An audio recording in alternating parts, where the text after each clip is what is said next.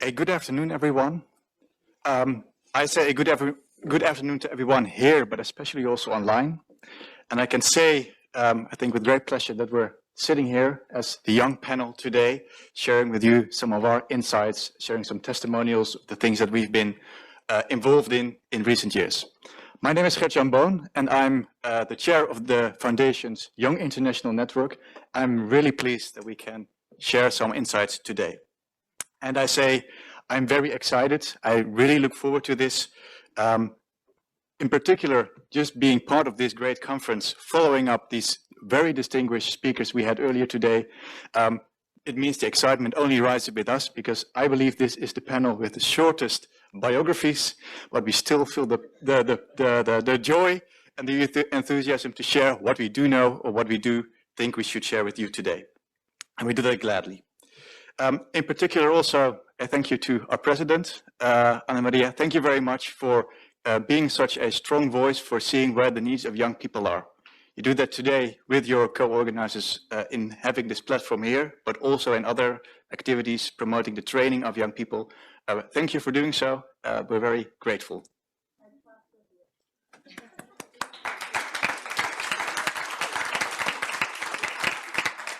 Yeah. So they have given us this particular topic, responsibility of the young. And we're going to discuss that by means of several testimonials. But before starting that, maybe just a few thoughts about why responsibility and why specifically for the young.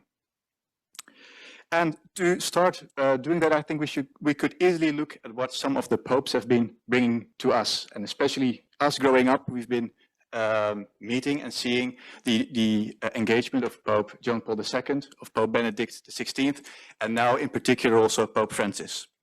And they've been a driving force in bringing young people enthusiastic within the church, promoting their understanding of what faith is, and seeing how we can transform that maybe also in doing. And a particular two emphases I ran into recently that I want to point out first.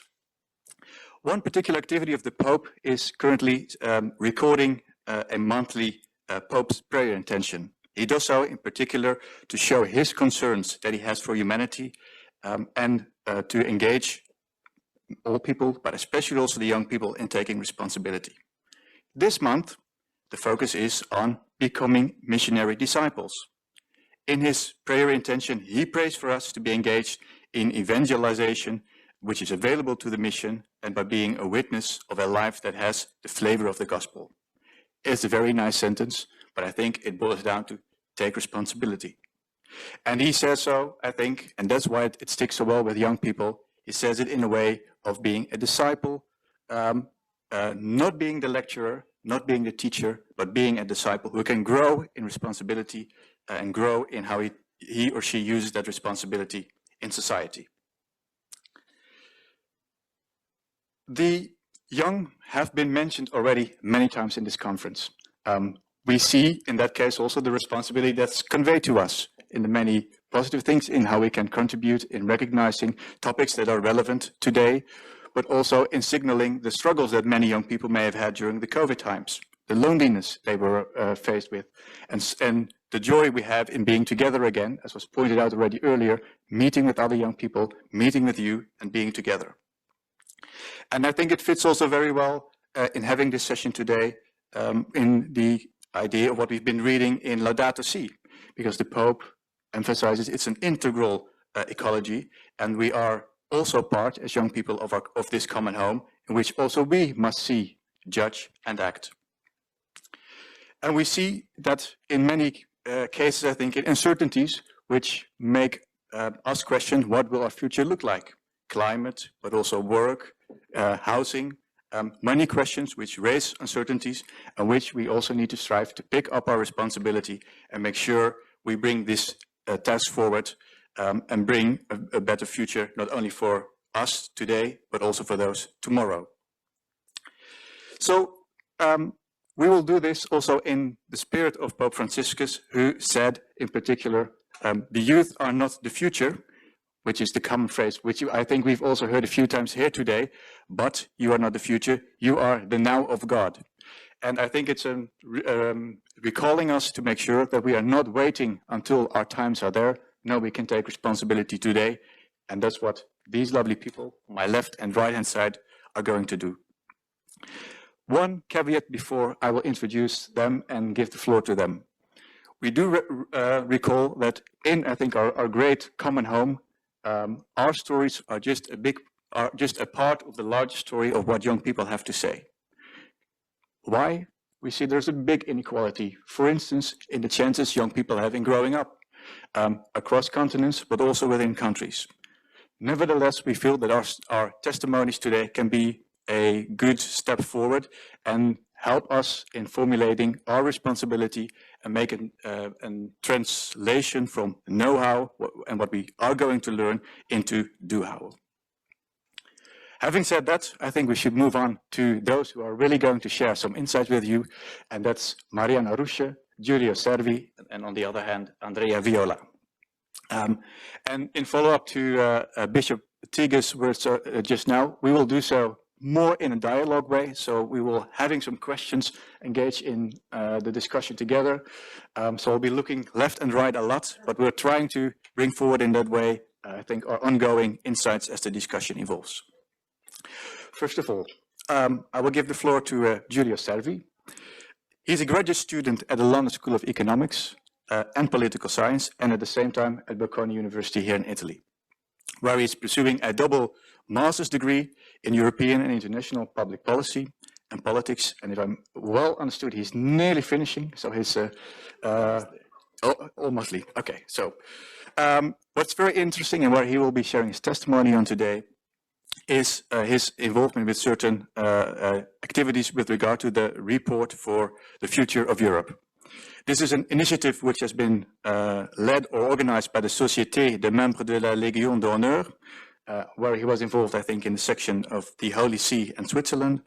And this is a report which has been a collaborative project of multiple universities in Europe with multiple young people, students. And Julia, maybe to kick off, can you share with us in 4 or 5 minutes, what was this project about and how did you manage to get young people involved? All right, well, thank you, Gert-Jan, and thank you for having me here. I feel so little after all the distinguished speakers and also so enriched by today's conference. So thanks, first of all, to Chairwoman Tarantola, who invited me to give my testimony of what a group of young people can do together. So let me dive right into it. I'm here today basically to represent a group of 32 young students from 8 leading European universities that were engaged in a collaborative policy thinking and writing exercise about the future of Europe. And this, as Gert-Jan mentioned, this project is called The Report on the Future of Europe and was born from an idea of the sections to Italy, the Holy See, and Switzerland of the Société des membres de la Légion d'honneur. So the report will be presented soon, in 2 weeks' time in Rome to key Italian and EU policymakers. But let me delve into the aim of our, let's say, collective endeavor. And the aim, the objective of this exercise was really to reflect upon the current state of Europe, starting, of course, from our common values, but then also look to the future and propose a manifesto to tackle the key challenges ahead. And so we approached our common endeavor inspired by the words of the famous words of Jean Monnet, who said famously that Europe will be forged in crisis and will be the sum of the solutions adopted for those crises. And indeed, it seemed appropriate to start from a discussion of the many crises that the EU has gone through in recent years and use them as a tool to bring about positive change. And so we identified 7 key challenges ahead, and namely they are identity, institutions, economic governance, of course, the pandemic, the environment, migration and technology. And we used this crisis to propose a way forward. And as Commissioner Ferreira was mentioning this morning, quite a lot of the word crisis. Being a student of classical studies, I cannot help but look into the etymology of this word. And indeed, it comes from ancient Greek, krino, which means to judge, to decide, but very practically, it was basically differentiating between wheat and the straw. And so really it is in times of crisis when you really are able to see what the real priorities are. And it is important for young people to start thinking about that, as we will live the consequences of today's actions. We must also be responsible and try to steer the conversation towards what the real priorities for us should be. And that's just as yes, that's absolutely okay. I do warn you because we have 2 more speakers and they are now also expecting a nice applause after their first introductions. Julia, just a short, quick follow-up question. So you were looking for the priorities. How difficult was it to find priorities? Well, it wasn't, it was very difficult to really boil down to the final, topics. And in fact, we started, looking just for 3 main themes, but we realized that there are so many important issues that we need to tackle. And many of them are actually very interrelated. Think about migration and the environment, or also technology and identity, not losing identity while still being able to, be empowered by technology. And so, it was very difficult to prioritize, and we put forth 25 proposals. We will present them, as I said, in 2 weeks' time. So I will invite you to go on our website, which is europeangeneration.eu, and then look and see what we actually proposed. But it was a very interesting exercise and something that we do not do too often, I would say, but it is very crucial, to really see, starting from, coming out of the COVID pandemic. We conducted this project online, basically. We were in 11 different countries, and we were basically able to come together, collaborate. But especially after the pandemic, I would say that the results of the project were especially interesting because, we were really looking into what is really important for us. And I believe this is something that we should really look into it. Okay, thank you. And we will follow up shortly. Let's now switch to Mariana Rusche, a psychologist and cognitive neuroscientist focusing on intelligence research at the Humboldt University in Berlin, where she's also pursuing a PhD. And in addition to that, she's currently, as she's very expertised also in human and artificial intelligence, affiliated with the Liberal Party at the German Parliament, where she's working as an AI policy advisor. I can only imagine how exciting that must be these days. And what is also really something we should mention is that Mariana is, along with several other young people, member of CAP, also a driving force for our young group. And I'll give you the floor to share more what this group is doing and how we are trying to get young people involved with the mission of Centesimus Annus. Go ahead. Thank you, Gert-Jan, and also for me a huge thank you to Anna Maria Tarantola, because really you keep emphasizing the importance of both the youth and the women. So you make me happy, like double happy. I'm really thankful for that. So, yeah. As Gert-Jan mentioned, I am involved and also very happily involved with YIN of CAP. And YIN stands for Young International Network of CAP. And technically, it's the group of the CAP members aged under 36, so up to 35, internationally, all the members. But then also we have some young interested Catholics, or not even Catholics, but Christians who join the events just because they're interested, so they're not officially members, but we count them also as being part of YIN.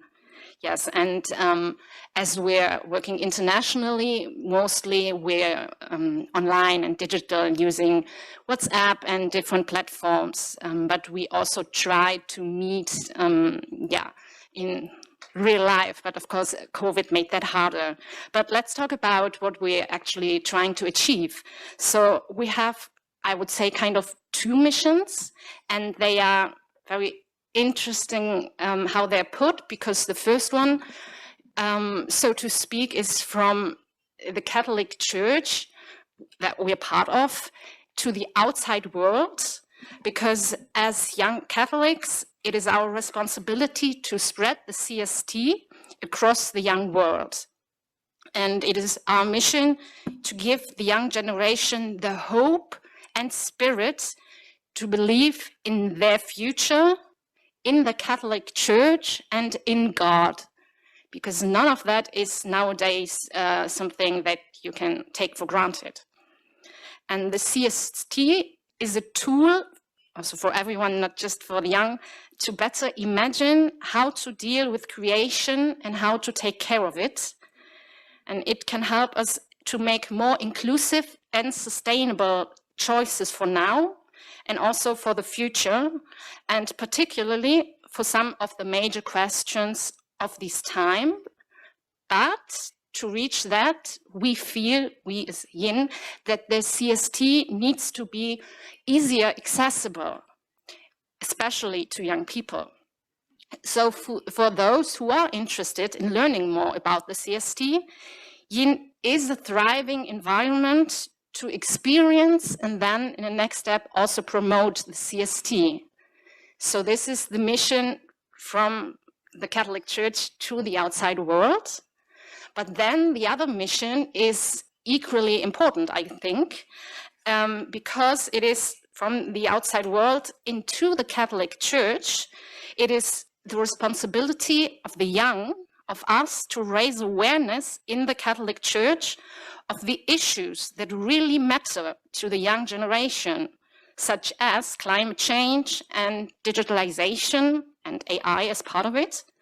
And Yin has pursued this path, for example, by, during the last years, presenting papers on, for example, once we had a paper on the scarcity of water or the chances of AI.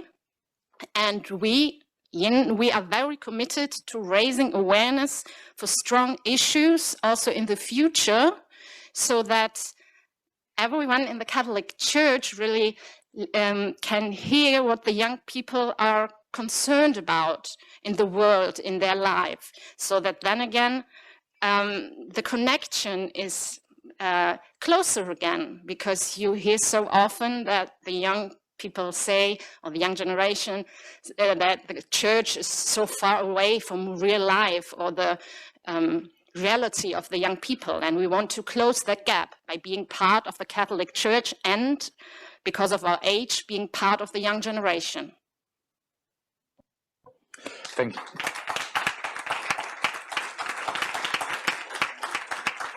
Thank you very much, Mariana. We're moving on in that case to my friend at the left side, Andrea Viola.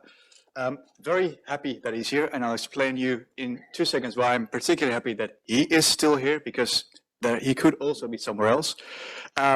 Why? Well, first of all, Andrea is a PhD candidate, economics and finance at the Catholic University of the Sacred Heart in Milan, where I have happened to be, I think, just 2 years ago.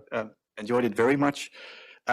You're focusing on empirical banking, as you mentioned, and is doing that in particular by focusing on investigating how cooperative banks could be more efficient, could look at their organizational structure, and in particular how they can provide credit to SMEs.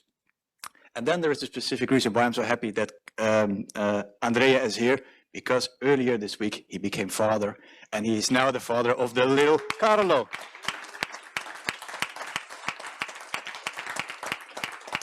So at least as regard to responsibility, we can vouch for Andrea. In addition to all of that, he's been actively involved as an assistant lecturer for banking management and has been tutored to many students on a project or a series of seminars dealing with economica e pecuniarie questiones. Well, please, Andrea, tell me more about it. What is it about, and how many young people did you reach in these seminars? Thank you, Gert. Let me first thank again Professor Tarantula for inviting me, and moreover for having organized this conference in presence, because it's not obvious, especially in these days and with these international speakers. So, as Gert told you before, I followed the initiative Economiche e Pecuniarie Questiones since October 2019. So we can say that this initiative has just turned 2 years old. So in October 2019, Cardinal Turkson came to, is it better? Yeah, to Università Cattolica del Sacro Cuore in Milan, alongside with Milan Archbishop Mario Delpini, to present the document Economic et Pecuniary Questiones. These are defined as a consideration for an ethical discernment regarding some aspects of the present economical and financial system. And they were received as a strong provocation by all the university staff, both from professors to students. And the Cardinal called for a dialogue between faith and reason, and that was certainly effective. In his presentation, the Cardinal underlined that the economic sphere is neither ethically neutral or inhuman, but it depends on the guidance they receive, and that the natural finance is to collect resources and make them available. And as we heard in the panel before, that's not more obvious nowadays. And also the Cardinal underlined that was missed in the recent years. So the university has taken up this challenge by asking students to work on this document. This gave rise to several seminars that were attended by 100 professors and professionals and around 800 students from all the university's faculties and campus. So we are talking about 12 faculties and like 5 campuses. So we discussed several topics, from the purpose of financial systems and their regulation to non-polluted financial products, ESG, finance and overcoming inequalities, work as an asset and not as a tool, and economic and financial biodiversity. And I have the opportunity to follow all these initiatives as student's tutor. So a dialogue has born around about this topic, and I will tell you later something more. Thank you very much, Andrea. So that has been a first round introducing a bit where these 3 young people are involved in. And what we're going to do next is drop a short statement, see how they respond to the statement, and then they can give a further elaboration of what their thought is about it. And we came up with the statement that we're talking here about young people taking responsibility. We do want young people to take responsibility, and maybe we consider that they even have a duty to do so. But before you can take responsibility, at least you need to be aware of something that you're responsible for. So, in general speaking, for the group that you're involved in, would you say young people know what they are responsible for? Giulio? So I want to be optimistic and say that yes, young people are increasingly aware of their responsibilities. I also say in general, yes, if they are given the feeling that they are responsible in the first place, like in general responsible for something, then yes. Okay, we follow up later. Yeah, I would say that it's impossible to say 100% yes or no, but it depends on the guidance, maybe the path they have to follow to become aware of the responsibility they have.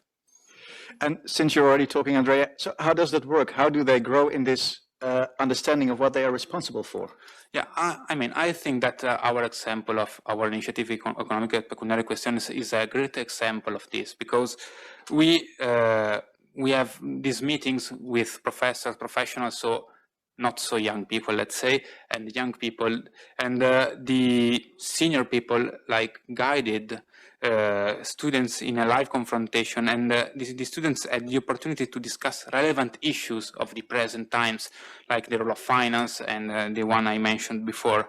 And I think that the dialogue, as the Bishop Tig underlined before, is key in order to encourage people to take, young people to take responsibility.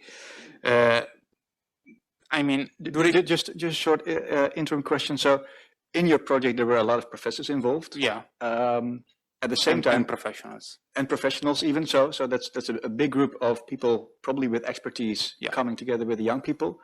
At the same time, the gateway to information, to see what's happening in the world, is wide open.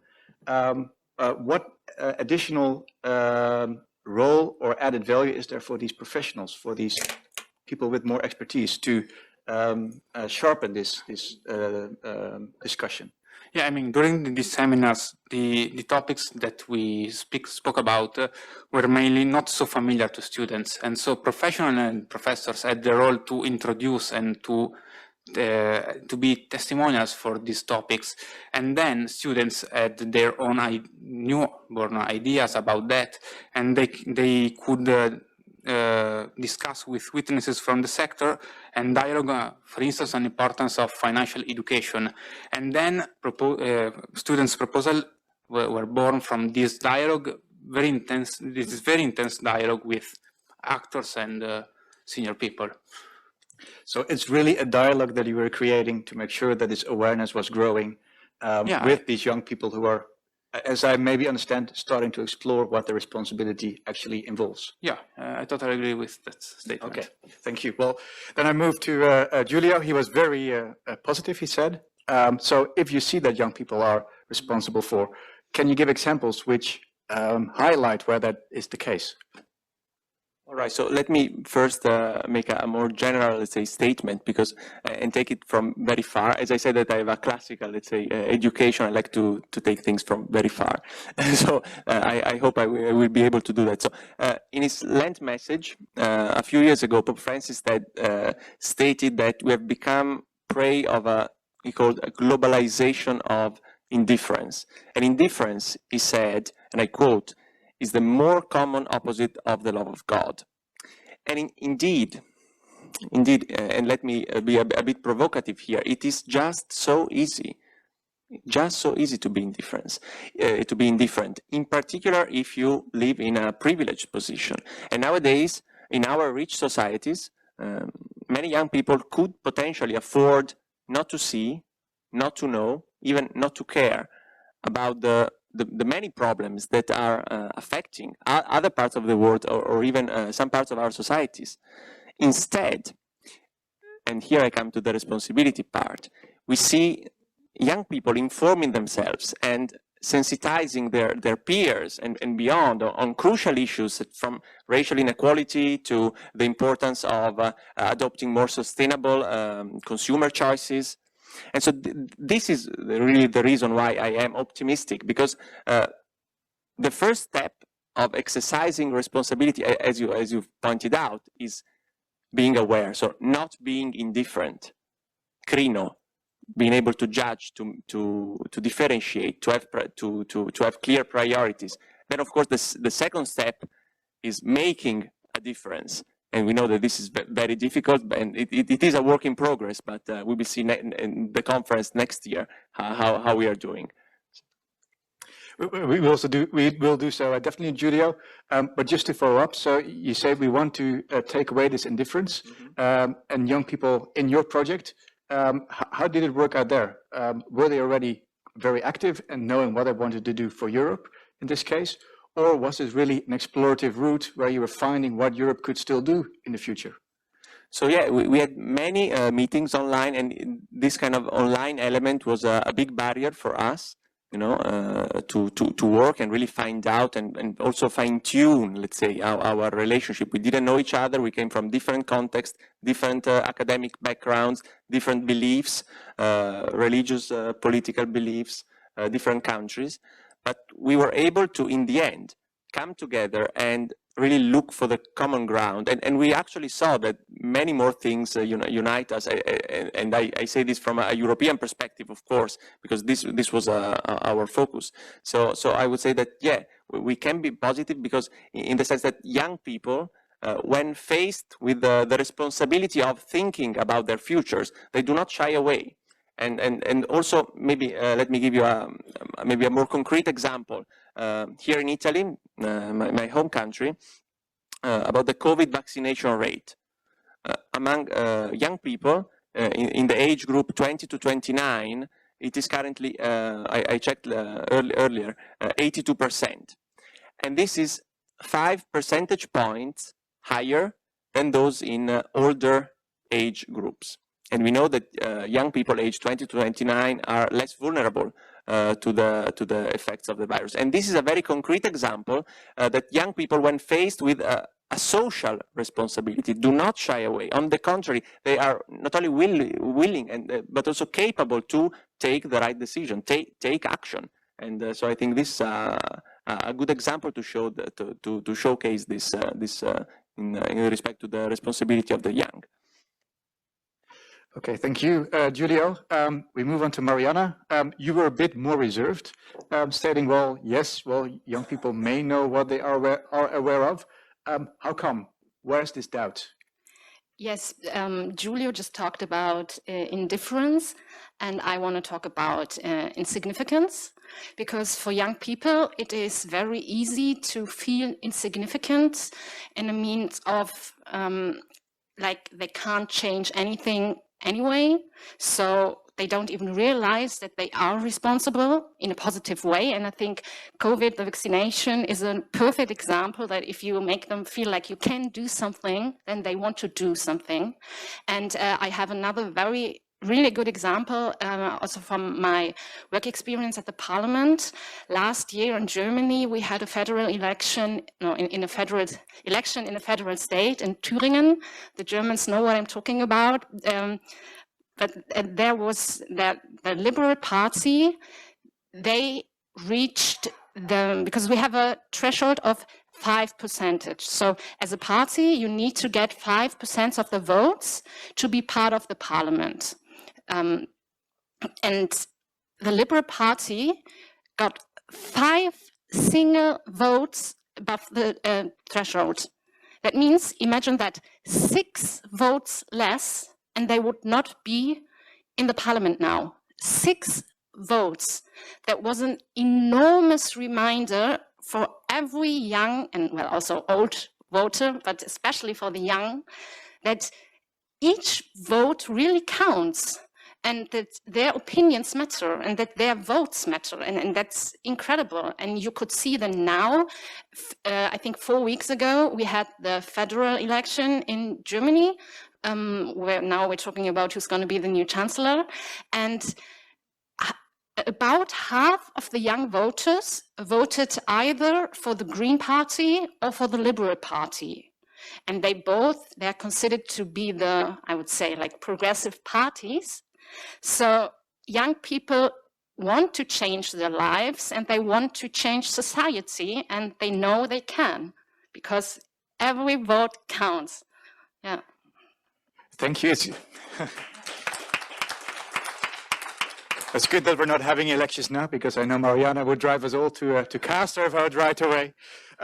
Just a follow-up question also to Andrea, because I'm amazed by the amount of young people that you're getting involved in your project, in making them aware of what they are responsible for. How did you see a transformation with the students? Yeah, sure. I mean, COVID impacted our initiative as well, obviously, and we had to take the first seminars online.